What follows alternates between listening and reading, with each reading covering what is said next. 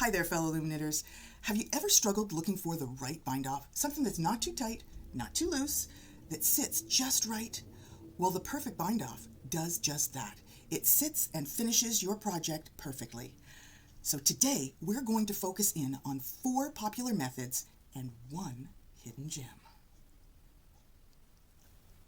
As a knitwear designer with several patterns available on Ravelry, I have experimented with a variety of bind-off methods, and today I've looked at and chosen 4 for us to zero in on. And in my research, I actually stumbled across one that is new to me and has lots of potential, so you're going to want to stick around and see what that one looks like too. So first, I'll show you what each one looks like. Then we'll look at how to recreate each bind-off individually. And after that, because I'm working on a flat panel, I'm going to actually show you how they can be adapted, and all of them can be adapted to work in the round, so that's a non-issue, I guess. And finally, we're going to talk about when is the best time to use which one. At this point in time, I'd like to point out that I am a right-handed person. Now, for all of you left-handed people, not to worry, because the movements are identical no matter what your dominant hand is. So if I say, go around the peg from behind, do it from whatever direction is comfortable for you. In front of the peg, same thing. I'm going to do my utmost to say forward and backward, indicating the direction in which we're knitting instead of, left or right. So hopefully this will cut down on any confusion and things will become clear as we go along. So here we go. So once you've watched this video all the way through, I encourage you to use it as a reference guide. So by highlighting the progress bar below, you'll be able to see the different chapters, and you can zero in on the bind-offs that you want to review and go over again, or the one that you're using for this project or the next project, vice versa. But feel free to come back to this as many times as you feel necessary, and hey, it's a tool. Use it. The first method that I want to check out today and focus in on is the standard bind-off. It's usually the first bind-off that we all learn, and I've created 4 variations to this one bind-off. I've also color-coded my loom links so that you'll be able to see that I've color-coded my swatch as well as my loom. And each section, the blue represents the true knit, the pink represents the purl stitches, and the green represents the U-wrap. So the U-wrap's a little bit tighter, no surprise. The purl and the true knit are looser, but you'll notice that this bind-off is still quite stretchy and very forgiving, and it's sturdy as well as stretchy. So I guess it's got like a combination, which is probably why we all learn it first. Here we are. So this is what the standard bind-off will look like. I've colored using the working yarn for behind, wrap the first 2 pegs. Now you can do this one at a time, like on the video, or together. Take the yarn from the second peg and move it backwards to the first peg, and then knit that one off as well. Take that piece of yarn, that stitch, from the first peg and move it forwards to the second peg. Now you'll notice the next section has got the blue marker. That means true knit. So I'm going to true knit that first stitch and move the loop backwards to the previous stitch, and I'm just going to true knit it again and then move it forward to where it originated from. And I'm going to repeat this process. So a true knit, and then creating the new loop, putting the new loop on the previous peg, and doing another true knit and putting that loop onto the forward peg, the next peg. And you can see how the stitches are actually already, you can see the edge coming together. So I'm going to continue on for this blue section, the true knit section, and the purl section coming up gets a little tricky because that first stitch I'm going to purl it, but see what happens when I move it back on the previous peg. That stitch is now on top, so I can't purl it. I'm going to actually true knit that stitch. So the first time I purl it, and the second time I'm going to true knit it, which is probably why I'm not a fan of this bind-off, because it's too wonky. And then it continues on, because I do 4 pegs of each to give you a good idea. And that backwards and forwards motion goes all the way through this standard bind-off. Now we've entered into the green section, which is just a U-wrap. So we're just going to knit those ones over. And when we move it back, we're going to knit it over on the previous peg as well. Move it forward to the next peg, and we'll continue jumping back and forth. moving our stitches. And as we finish with the green section,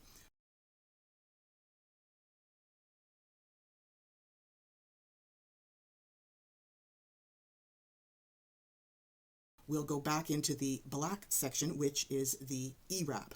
So from behind, I'm going to move my yarn, knit over, take that new loop and put it backwards, and then move it forwards after I've knitted off again.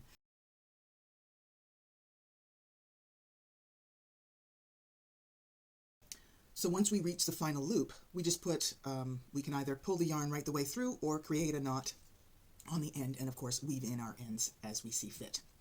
And here's another look at what that bind off looks like with the different sections, and you can see the little purl bumps on the top of that center section.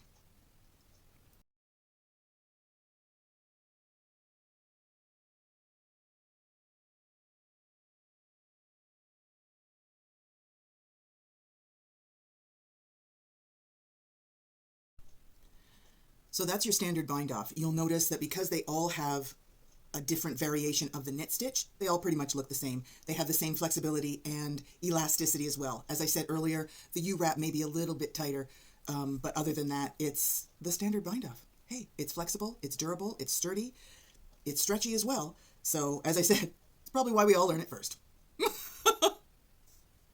The chain bind off mimics the crochet chain stitch, which is probably where it got its name. Now it's relatively flexible, but it's quite sturdy, and it has a finished edge, and it sits right on the bottom, very much like the chain cast on. This bind off actually begins on the second to last row. So we actually create that second to last row a little bit looser so that we can manipulate the stitches back and forth during the bind off. And as such, we don't use the working yarn as we're doing and as we're creating this bind off. So we actually start on the opposite end to where the working yarn is. So let's take a look. So as I said, the second to last row, the previous row, is loose. So I've made sure that my stitches are loose, and the edge without the working yarn is where we want to begin. So we're going to take that second peg, or the second stitch, and move it backwards onto the first peg and knit over, and then take that now first stitch and move it forwards onto the next peg. And we're going to repeat this process all the way down the line. Now you'll notice the similarities of going back and forth between the standard and this crochet cast off, bind off. So they are very similar, and they have similar looks as well, but this one is a little bit more sturdy. It's firmer. So we're going to continue with the back and forth until the end.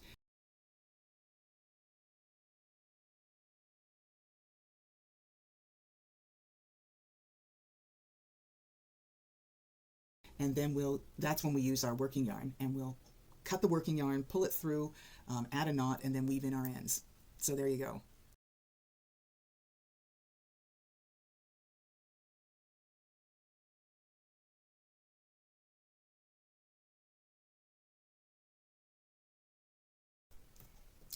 Now the long tail cast on is a cast on that I personally struggle with, and you'll see that in the video. I've created two samples to look at. The first one is kind of, let me put that down, is kind of loose, but you can see the center stitches all the way through on the bottom edge. And I felt this was kind of loosey-goosey, so I actually did it again, and I pulled the yarn each time, so it became a little bit more firm on the edge. So it's a little bit more polished over here, and you can still see those center stitches, which I think is kind of pretty. But for me, it's not worth the aggravation. So what I've done is I have actually created a diagram to help illustrate and describe what I'm going to be doing. So let me just, the working yarn comes around and it misses a couple of pegs and goes up on that third peg and down on the peg before it, and then goes across the back and goes up, and then comes back down on the previous peg and goes across in the back and goes up and then down. And you'll notice that the pattern repeats, and we're going to leave all the yarn on the pegs as we go. So to begin, we're going to take 3 times the amount of yarn. So if you've got it in a panel, you're going to measure out 3 times the amount of yarn. If you're going in the round, you're going to go around 3 times and then cut your yarn, a yarn needle. The first couple of pegs I'm just going to secure any which way. It doesn't really matter. So for me, I just went down on the second, I think I went up on the second one and down on the first one, and now I'm ready to begin as per the diagram. So for that third peg, I'm going to go down from the back, and I'm going to go up from the front, and then taking my working yarn, I'm going to go around, and I'm going to go down on the, I skipped over a peg because I went around back, and then I'm going up. I had a hard time with my working yarn getting tangled in my pegs, which is why I skipped forward, just to clarify that. And so now I've, as I said, I've gone down on the forward peg and then up on the backwards peg. So when I move forwards, I'm going around the pegs, and when I come back, I'm in front with my working yarn until I get to the end. And when I get to the end pegs, I just weave in, I continue the pattern, and then I just weave in as I go. And then after I've captured and secured all of the stitches on the loom with this downward and upward motion, then I will remove all of the stitches from the loom.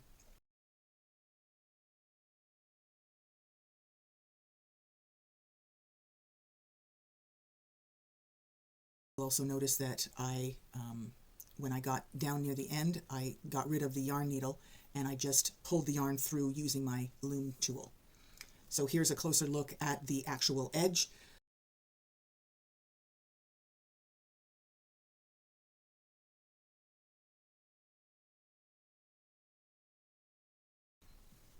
So by now you've noticed that for each time I pass with the yarn needle that I actually go through the stitch twice. And just a tip that once you get closer to the end and your tail gets shorter, you may want to get rid of the yarn needle and just pull with the loom tool and pull your yarn through up and down, continuing the pattern. As you can see, I'm not as familiar with this bind off, and I rarely use it except for the hair scrunchies. It's perfect for that. But the next bind off that we'll be looking at, the super stretchy one, that one I really like, and it is much easier to manipulate the working yarn, and it's, in my opinion, garment approved because it's pretty and easier to do. Is the super stretchy bind off. It is very similar to it looks like the standard bind off, I think anyway, and it is very similar to the long tail cast off in that the movement is still the same. You're going up and down, but this time the yarn's in front, and it does actually, let me just pull this up and you can see it side by side with I've got the long tail is on the bottom and the super stretchy is on the top. So you can see how they're a little bit different there. Not much, but a little bit different. And the super stretchy is significantly easier, I think, to maneuver and manipulate the working yarn. So let's take a look and you'll see what I mean. I've also created a diagram for this super stretchy bind off as well, and it will describe the movements. And you'll notice a huge similarity between the super stretchy and the traditional long tail. So the yarn's coming from around, and we're going to skip a couple of pegs, go up on the forward peg, down on the backward peg, come around the front this time and skip, going up and back to and down and then around again. So it's the same motion, except now we're having the working yarn in front, and we're also going to remove the pegs. Once we get a little bit in, we're going to start removing the ones off the end. We're not going to touch the ones that we're still working with, so 2 or 3 from where your working yarn is, you're going to stay, but you're going to want to remove them as you go. So again, we're going to measure out 3 times the amount of yarn we need and put a darning needle, a yarn needle on there. And on the second peg, just to anchor those 2 end pegs, we're going to go down on the second peg and up on the first peg. And then we're going to go in the front and we're going to go up on that third peg and down on the second peg. So we're going forwards for the third peg and then backwards to go down on that second peg. And again, it's just that continuous loop all the way around, but now the working yarn is in front. And as I said, once we have worked a few pegs in, we are going to start popping off the end pegs.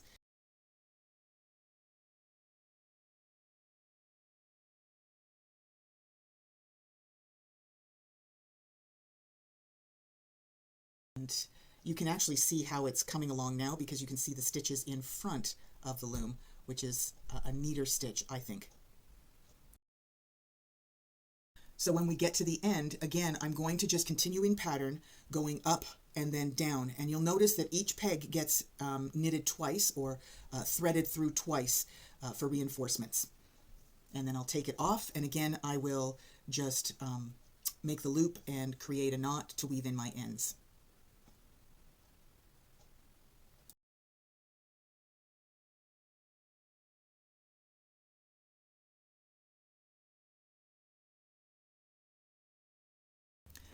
So this last bind off that I saw just came up in my feed when I was looking for the most popular ones. There were lots out there, and of course I've shown you the 4 that came up the most, but this one snuck into my feed and I absolutely loved it.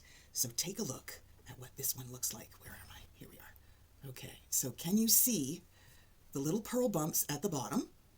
And then we've got little squares that, in my opinion, are just begging for a bead. Oh! So it's not the most stretchy because this top piece keeps it rather rigid. However, with these little squares in there, oh my God, it's like totally begging for a bead. I gotta tell you, love it. And you can just ask my tribe. They'll all tell you if I can add some bling, I'm going to. So let me just show you how I did it, and now you'll be able to as well. So this bind off was referred to as a Slipknot bind off. And we're going to take the working yarn, bring it in front, and put it in between the first and the second pegs. Then we're going to pull it down the first peg, behind the first peg, creating a new loop. So just like we were about to create a true knit, but now we're going to take our working yarn and we're going to put it through that loop, creating a new loop. And we're going to actually adjust you'll see me manipulate the yarn so that I can adjust the loops so that I don't get too much yarn in between. And then I'm going to take this new loop that I just created and I'm going to pull it through the second stitch. So I'm now pulling the working yarn through that loop, creating a new loop. And yes, I'm going to adjust it again. We're going to pull this new loop through the next peg, down through the next peg, putting the working yarn through that new loop. So it's kind of like a leapfrog all the way across, and we're going to continue creating new loops and pulling the new loops through the next peg all the way across. And we'll have to adjust and tighten and manipulate the working yarn until we get to the end.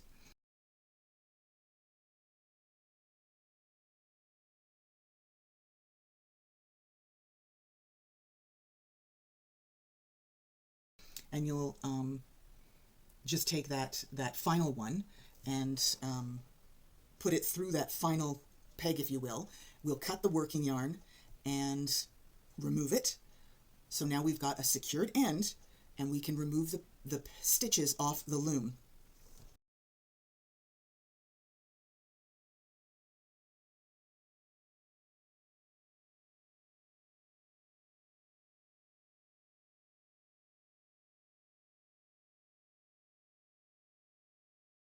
Here you can see the box-like edge at the end. That's much better because I've got a light behind it, so you can see the squares in between each stitch. It's kind of neat. So now all of these bind-offs can be adjusted and augmented to work in the round. As you know, I did them on a flat panel because you just watched me do that. But what we're going to do is we're going to take the first stitch and the last stitch and we're going to join them using that tail, the working yarn tail, and we're going to weave in and connect the two. So it's going to be the same no matter what bind off you use. I'm going to use a standard bind off in my example, but let me demonstrate. So cast off in the round, I'm just going to use a standard bind off with the E-wrap. So you can see where I've started, and there's my empty peg, so that'll be my end mark as well. So I'm just going to do this off camera because I don't want to bore you half to death. And then we'll get back to, once I've completed the round, I will come back and finish it up.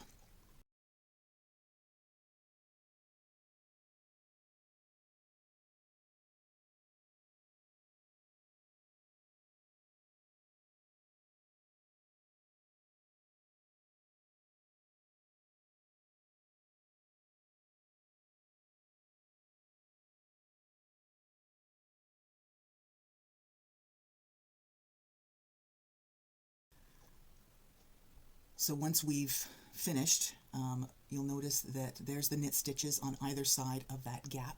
I'm going to grab a yarn needle and thread my working yarn that has now been cut, and I'm going to put it through the first stitch.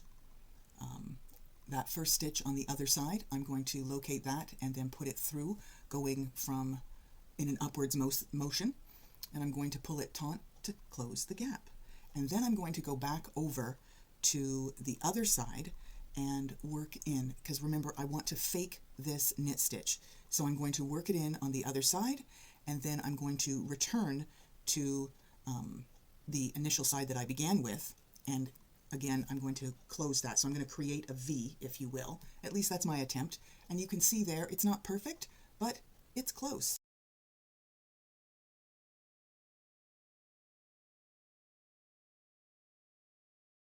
And now I'm just going to weave in my ends. And I usually do that 3 times. So I'll go down one way and up another way and then down another way. And you'll see that by doing it that way, even if you stretch the material, moving it around, it stays put. Your woven end will stay put. So there's the fake knit stitch, and you can't see my woven in end either. Hey.